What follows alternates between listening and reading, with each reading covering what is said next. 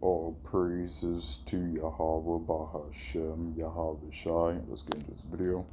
Started, which was but let's play this clip real quick, Deep, because again, this was released on February 7th, 2020. So over a month before the pandemic started, which was obviously a world-changing event and all that. And Douglas Rushkoff is talking about some very candid conversations he has had with people who I would describe as very separated from the realities of the average person. Let's run it. Yeah, I was invited to do what I thought was a talk to like bankers or something at a resort. And instead of me going out on stage to do a talk, they brought these 5 guys into the green room who started peppering me with all these questions about the digital future, Bitcoin or Ethereum and augmented reality or virtual reality. I figured it was one of these things where it's just these 5 billionaires looking for, investment strategies from someone who's on the ground in the cyber revolution. And eventually they got around to the question of, Alaska or New Zealand. Right, so they wanted to know mainly how to prepare for the inevitable collapse of society. And the question we spent most of the time on was, how do I maintain control of my security force after the event? Because their money's going to be worthless and these guys will turn on them. And it just struck me that here are the wealthiest and most powerful men I've ever encountered, yet they feel utterly powerless to influence the digital future, that the best they can do is prepare for the inevitable collapse and, insulate themselves from the reality that they're creating by earning money in the way they're earning it. And it was sad, but it was indicative of the way these folks are thinking. The high-level billionaires, like the Elon Musks and Jeff Bezos, they want to get off the planet altogether, really just leave us behind. But the mid-level billionaires who can't afford rocket ships, they want to build, bunkers and secret communities and get robot guards and to protect themselves from the rest of us. And they really think that this is where it's going, or at least they're convinced enough that they're putting in 20-30% of their wealth into these survivalist scenarios, and it's a dark place for us to have gotten. Particularly the people who are building the technological infrastructure. Yeah, and I think your conclusion to that was. So this last part we're going to watch of this right here. This is in a nutshell. To me, just encapsulates the complete separation from reality. And I would argue, at the very least, a basic human decency or straight up lack of humanity that some of, and I'm not labeling all people, some of these elites, seemingly the ones that he's talking with, have of all of us. Let's play it.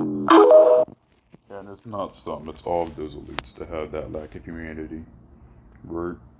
As you can see, you can tell that these are Edomites, because instead of these Edomites in these high places making a better place with their money, they'd rather build a bunker and have the world burn and everyone else suffer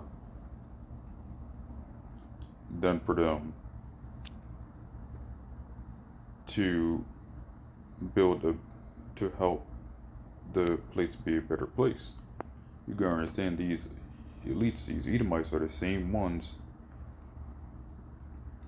using all the fresh water for their data centers and putting the cost onto the people. Right? When the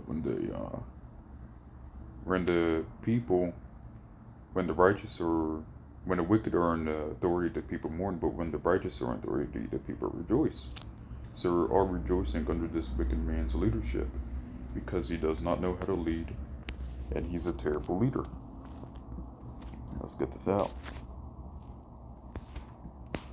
Who has predicted the Brazilian psychic who has predicted an alien invasion at this year's World Cup? Yeah, at the upcoming World Cup. Is doubling down on it.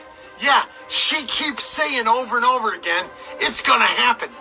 So this Brazilian psychic, who I've talked about before and is very well known around the world, has predicted an upcoming alien invasion during the World Cup.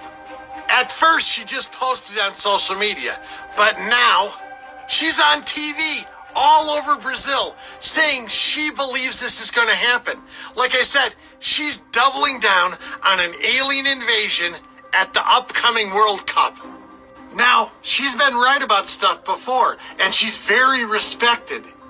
But predicting an extraterrestrial alien invasion within a small time frame like the World Cup is really going out there. She's putting her whole reputation on the line. And now that prediction, her prediction, is being talked about all over the world, not just on social media or TV in Brazil, but all over the world. So, the thing I find really intriguing about this, other than the fact that there could be an extraterrestrial alien invasion, is that she's putting everything on the line here. She's not saying it might happen, she's saying it will happen, and she keeps doubling down on it, like I said before. Now other people, other psychics, have predicted huge events, some like this. One guy, a UFO researcher, for years said extraterrestrials would let themselves be known to the people of the Earth in April. Then when it didn't happen, he pushed it back to November. And that's what most of them do. If their prediction doesn't come true, they either change the date or change their mind. But that ain't the case with her. She's got her story, and she's sticking to it. Only time will tell. And since I'm not going to the World Cup, I'll have to find out about 30 seconds after it happens. Just like the rest of us. Okay, I just wanted to keep you updated on this, because like I said before, she's not changing her story. She's putting it in cement, in concrete, and she's sticking with it. Till next time, have any mooshkies? No, of course. You know. I'm going to give you a scripture that says, tomorrow has worries of itself. It says right here, Matthew chapter 34,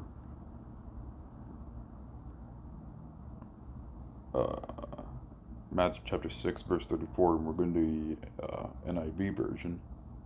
It says, therefore do not worry about tomorrow, for tomorrow will worry about itself. Each day has enough trouble of its own, right? So this woman predicts that the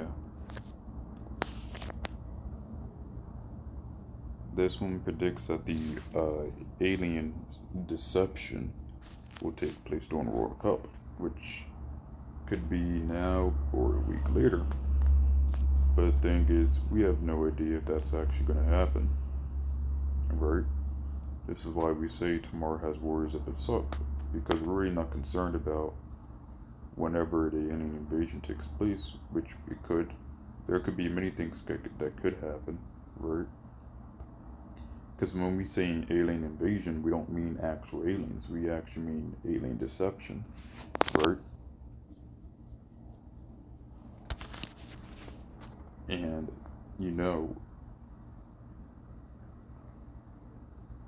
we don't know how exactly that's going to happen with Esau doing his stunts, right? But the thing I want to point out was that the woman doubled down on it. Now, just because she doubled down on it doesn't mean that she's right, but it does show that the only person you can trust is in Yahweh Bahashem, Yahweh and His Word, right? Trust not in man or princes, right? Because this woman could very well be wrong. And we know that many psychics and Christian prophets have been wrong before, but the one who has never been wrong is the Bible. So let's read Matthew chapter 24, verse 5. For many shall come in my name, saying, I am Christ, and shall deceive many. Right? And you're really going to be hearing that even more. They may not necessarily they are Christ, but they will act like they are Christ. And the way I mean that is Esau will present solutions. Esau will try to overwrite. It's like Esau will try to show that he is God. Right? Esau will claim that he is God, and Esau is already claiming that now with his technology and things like that. And Esau with his Neuralink, right, claiming that it could heal your paralysis and it could help with brain injuries, right? Esau is using his technology, his false miracles, to deceive many. But if that alien deception does take place, right? Let's read it. Matthew chapter 24, verse 26. Wherefore if they say unto you, behold, he is in the desert, go not forth, and behold, he is in secret chambers, believe it not. Right? And exactly. He has many people pretending to be Yahweh Shai, and they're not. But what I really want to get at was this. The great delusion. Right? Now, if the alien deception, Salakia, does take place, let's read it. 2 Thessalonians chapter 2, verse 11. And for this cause, Yahweh shall send them stronger delusion, that they should believe a lie, that they all might be damned who believe not the truth, but have pleasure in unrighteousness. Right? And this will be the goal of the alien deception, would be basically, it will be the strong lie, right? But we know, according to 2 Corinthians chapter 2, verse 11, they were not ignorant of Satan. We're not ignorant of Satan and his devices. We know that whatever deception, whether it's Project Bluebeam, the alien deception, or whatnot, we know this is just a snare by Esau to not fall for. So hope this lesson is edifying to the hopeful 144,000. All praises to Yahweh, Bahashem, Yahweh, Shan, Shalom.